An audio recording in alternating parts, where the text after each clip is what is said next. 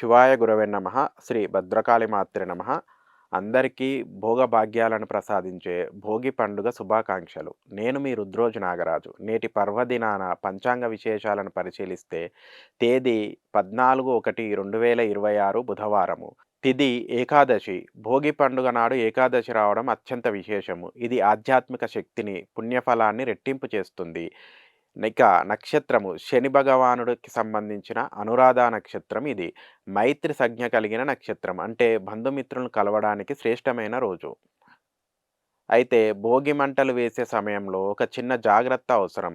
సరిగ్గా ఉదయం 5:40 నుండి 7:27 వరకు వర్జం ఉంది. సాధారణంగా అందరూ భోగి మంటలు వేసేది, ప్రదక్షిణలు చేసేది ఈ సమయంలోనే. కాబట్టి అగ్ని ప్రమాదాలు జరగకుండా చిన్న పిల్లల విషయంలో అత్యంత జాగ్రత్తగా, అప్రమత్తంగా ఉండాలి.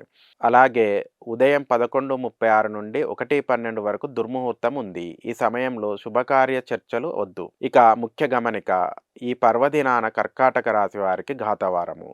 పండుగ పూట బంధువుల రాక ఎక్కువగా ఉంటుంది. కర్కాటక రాశి వారు ఈరోజు ఆవేశానికి లోనైతే కుటుంబంలో చిన్న చిన్న కలహాలు వచ్చే అవకాశం ఉంది. శాంతంగా ఉండండి. మాట తూలకండి.